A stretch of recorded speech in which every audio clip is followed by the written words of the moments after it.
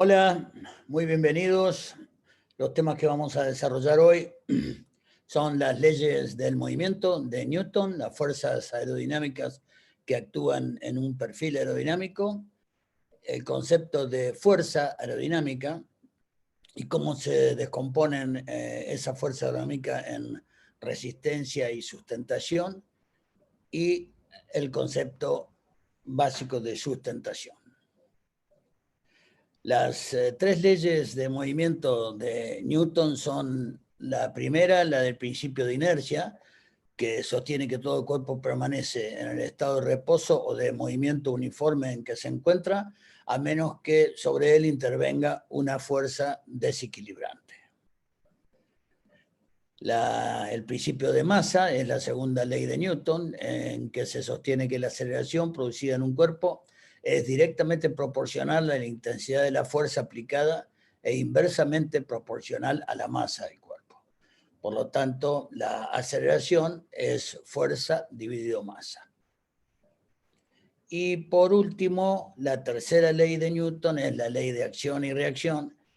que sostiene que toda fuerza aplicada en un determinado sentido genera otra fuerza reactiva de igual dirección, igual magnitud y sentido contrario.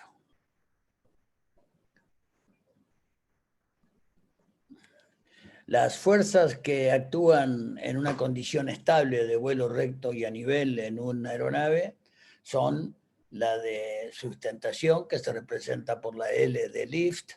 la del peso de la aeronave, representada por la W de weight, la T de tracción o thrust o empuje, y la D de drag o resistencia. Sustentación, empuje, peso y resistencia. Son las cuatro fuerzas que se encuentran en total equilibrio en una aeronave que mantiene vuelo recto y a nivel, sin ascender ni descender, sin virar. Esto es porque el empuje, que ha logrado que el empuje o la tracción iguale a la resistencia al avance, y que la fuerza neta de sustentación sea igual e inversa a la del peso de la aeronave. Las cuatro fuerzas que actúan en un vuelo son sustentación, peso, empuje y resistencia. Las mismas se encuentran en equilibrio en condición de vuelo recto y nivelado. El concepto de fuerza aerodinámica es tal que en la medida que un objeto se desplaza en el seno de la masa de un fluido, la velocidad de las líneas de corriente varía alrededor de la superficie de ese objeto, y ese cambio de velocidad produce variaciones de presiones sobre las superficies del objeto.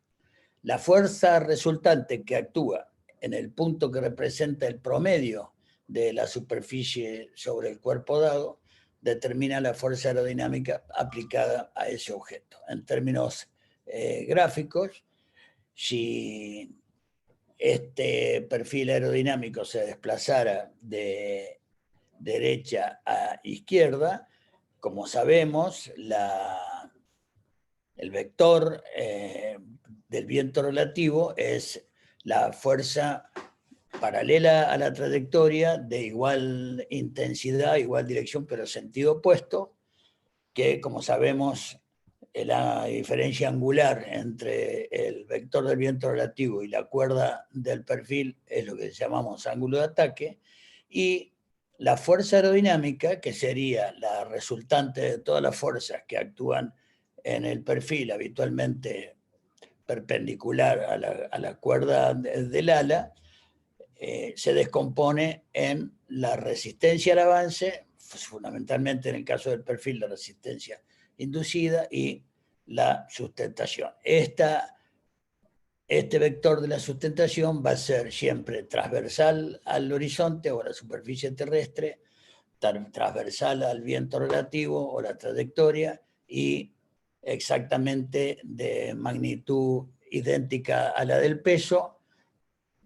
y en sentido contrario cuando la aeronave se encuentre volando recto y nivelado. Va a tener que ser superior al peso para ascender e inferior al mismo para descender.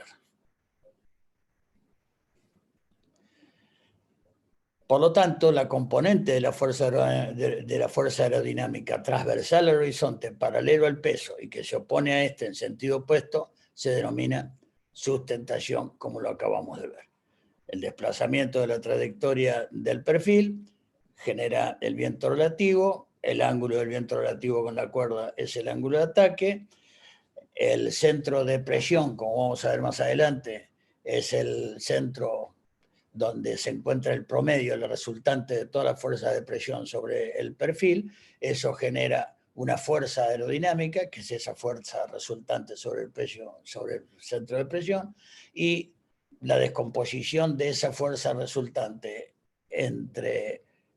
para compensar el peso y la resistencia son en la vertical la sustentación y opuesta a la trayectoria la resistencia al avance. La sustentación, como dijimos en encuentros anteriores, se fundamenta en el principio de conservación de la energía, por un lado, y en la tercera ley de Newton de acción y reacción por el otro. Las dos leyes físicas explican la sustentación. En cuanto a la conservación de la energía, recordemos que el concepto fundamental es que la energía potencial puede transformarse en cinética y la cinética nuevamente en potencial, que la potencial es equivalente a la altura por el peso del objeto y la cinética es la fórmula de la presión dinámica, un medio de la densidad del aire, en este caso por la velocidad al cuadrado. Y explicado eso, esa conservación de la energía en un tubo Venturi bajo el principio del teorema o el principio de Bernoulli, se explicaría en el marco de que a una velocidad, o sea, presión cinética, energía cinética determinada, va a corresponder una presión estática o energía potencial determinada. En la medida que un flujo de aire que se desplace en este sentido se encuentre en un estrechamiento, por ejemplo, en el interior de un tubo Venturi, esa velocidad se va a incrementar significativamente, con lo cual un aumento de la energía cinética, por el principio de conservación de la energía, va a necesitar una disminución de la energía potencial o la presión estática. Y cuando la sección del tubo vuelve a ser de las mismas dimensiones que la inicial, nuevamente se equiparan velocidad y presión como en el principio. Ese es el mismo principio del estrangulamiento del tubo Venturi, por el cual funciona en base al principio de conservación de la energía la sustentación en un flujo de aire expuesto al perfil alar. Por otro lado, la sustentación fundamentada por la tercera ley de Newton de acción y reacción se explica por lo que se llama downward o downdraft, que es una corriente de aire, una deflexión del aire al producirse el fenómeno del pasaje de aire a través del extra-2 y el intra-2 de un perfil, se genera una corriente de aire en el inferior, en la parte inferior, en la cara inferior del intra-2, que está representado por un fuerte vector de aire que se acelera hacia abajo. Ese vector, esa fuerza perpendicular a la superficie que se genera hacia abajo, produce una reacción en sentido contrario, pero de la misma magnitud, que explica que ese aire deflectado hacia abajo por las líneas de corriente alrededor de un perfil genera una fuerza en sentido contrario, pero de igual magnitud y dirección. Ambas leyes físicas apoyan y explican cómo el perfil alar sustenta. Por lo tanto, si la fórmula empírica de la sustentación, como vimos, representada por la L de Lift, es equivalente al coeficiente de sustentación por un medio de la densidad del aire al cuadrado de la velocidad más por la superficie alar, para que esto se sostenga, dos cosas lo explican y lo sostienen en cuanto a leyes físicas. La primera, que la sustentación en el ala de un avión puede ser considerada que existe bajo la tercera ley de Newton por la fuerza que se ejerce en la parte inferior del ala, que se contrapone a una fuerza de sustentación positiva hacia arriba. Y por otro lado, la